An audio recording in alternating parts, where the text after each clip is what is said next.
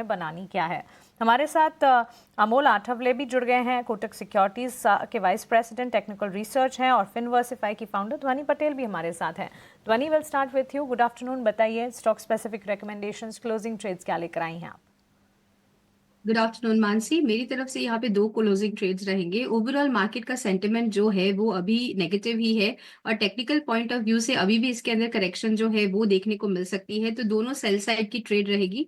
पहला काउंटर जो मुझे पसंद आ रहा है यहाँ पे वो है टाटा स्टील का काउंटर। टाटा स्टील में अगर हम देखें तो हाल फिलहाल में एक रिकवरी देखने को मिल रही थी। स्टॉक जो है वो अपनी एक अपवर्ड राइजिंग चैनल के अंदर ट्रेड कर रहा है। टॉप ऑफ द चैनल जो है वो इसने यहाँ पे टेस्ट करा, और वहां से हमें वापस आज के सेशन में गिरावट देखने को मिल रही है। तो स्विंग ट्रेड के लिहाज से इस काउंटर में आप सेल कर सकते हैं। करंट लेवल से अगर आप सेल करते हैं तो नीचे की तरफ 130 के लेवल्स जो है वो काउंटर यहाँ पे वापस से रीटेस्ट करेगा। तो आपको 130 के लिए इसको यहाँ पे सेल करना है। स्टॉप लॉस 139 का मेंटेन करना है। अभी फिलहाल में थोड़ी सी रिकवरी यहाँ पे देखने को मिल रही है, तो आप 137 के लेवल्स के नीचे इसको सेल करें। करंट लेवल से नहीं, यहाँ से अभी भी 137 का लेवल वापस से स्टॉक नीचे क्रॉस करता है, तो वहां पे आप इसके अंदर सेल करके चले।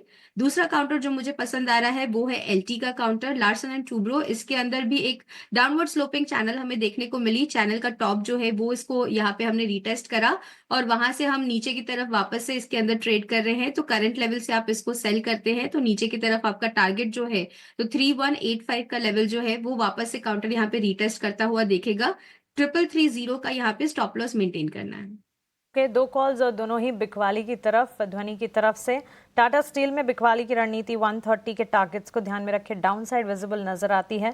139 का स्टॉप लॉस मेंटेन करना है। 136 137 के लेवल्स पर इस वक्त भी करीब 2% की गिरावट के साथ ये ट्रेड करता हुआ। वहीं एलएनटी में भी बिकवाली की ही रणनीति, स्ट्रैटेजी ध्वनि की आपकी स्क्रीन पर आप देख रहे हैं। 3185 के टारगेट्स को ध्यान में रखे, 3330 का स्टॉप लॉस लगाइएगा। Amol, good afternoon. आप बताइए, सारी बिकवाली की कॉल्स है ध्वनि की तरफ से, क्या आप खरीदारी की कॉल देंगे?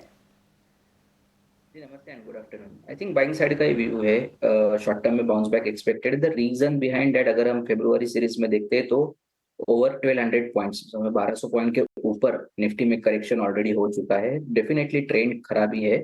उसके साथ साथ अगर हम शॉर्ट टर्म चार्ट्स में देखते हैं, इंट्राडे चार्ट्स में देखते हैं, या डेली स्टोकेस्टिक्स पे देखते हैं, तो थोड़ा सा ओवरसोल्ड भी है। So market technical bounce back के लिए ड्यू है। तो मैं पोजिशनल पॉइंट ऑफ व्यू से वो स्टॉक देख रहा हूँ जो एक प्रॉमिसिंग सपोर्ट्स लेवल पे शायद एक आध दो दिन का कंसोलिडेशन और दिखे। बट अगर मार्केट में बाउंस बैक आता है तो ये स्टॉक में एक टेक्निकल बाउंस बैक आने के चांसेस काफी ज्यादा लग रहे हैं। पहला जो पिक है मेरा वो एलआईसी के साथ जाना चाहूंगा। 538 के आसपास चल रहा है। पोजिशनली टारगेट निकल के आ रहे हैं 575 के, और स्टॉप लॉस उसका रहेगा 525 का। एक बड़े करेक्शन के बाद स्टॉक एक कंसोलिडेट होता हुआ दिख रहा है। आज का भी जो एक करेक्शन था उसमें स्टॉक ने इतना कंट्रीब्यूट किया नहीं है। एक आध दिन का कंसोलिडेशन और चल सकता है, बट अगर टेक्निकल बाउंस बैक सक्सेसफुल होता है तो ये स्टॉक में एक टेक्निकल पुल बैक रैली देखने को मिल सकती है। दूसरा मैं रिलायंस के साथ जाना चाहूंगा। 1215 के आसपास से पोजिशनल पॉइंट ऑफ व्यू से देख रहा था। 1250 तक टेक्निकल बाउंस बैक आ सकता है स्टॉक में। 1190 ये उसका स्टॉप लॉस लेवल रहेगा। अगर हम वीकली और मंथली दोनों चार्ट्स पे देखें तो एक प्रॉमिसिंग सपोर्ट लेवल पे स्टॉक ट्रेड हो रहा है। मुझे लगता है काफी ओवरसोल्ड है, बेस भी काफी स्ट्रांग है। ये लेवल्स अगर हम देखते हैं तो काफी अट्रैक्टिव है। अगर रिवर्सल फॉर्मेशन होता है ये स्टॉक में तो एक प्रॉमिसिंग अप ट्रेंड रैली देखने को मिल सकता है। दो कॉल्स, एलआईसी एक तो खरीदारी की राय, और रिलायंस। इनफैक्ट रिलायंस के लिए आज खबर भी रही। ड्यूरिंग द वीकेंड एक खबर आई थी, गुवाहाटी में कैंपा कोला के नए प्लांट का उद्घाटन हुआ है, और असम के चीफ मिनिस्टर ने रिलायंस के नए इस बॉटलिंग प्लांट का गुवाहाटी में इनॉग्रेशन किया है, जिससे एम्प्लॉयमेंट अपॉर्चुनिटीज़ भी डेवलप होती हुई दिखेगी। रिलायंस पर पॉजिटिव नजरिया और एक्सपर्ट की राय। 1250 तक के टारगेट्स भी यहाँ देखे जा सकते हैं। हमारे साथ अब सेंट्रम ब्रोकिंग के नीलेश जैन भी जुड़ गए हैं, आइए उनका भी स्वागत। हमारे साथ अब सेंट्रम ब्रोकिंग के नीलेश जैन भी जुड़ गए हैं, आइए उनका भी स्वागत करते हैं। Nilesh, good afternoon. बताइए, क्लोजिंग ट्रेड्स में आपकी तरफ से कौन से स्टॉक्स होंगे?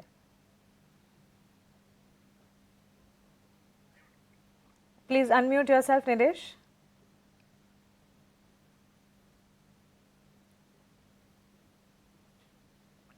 क्या मेरी आवाज पहुंच रही है आप तक? जी जी जी नीलेश, बताइए।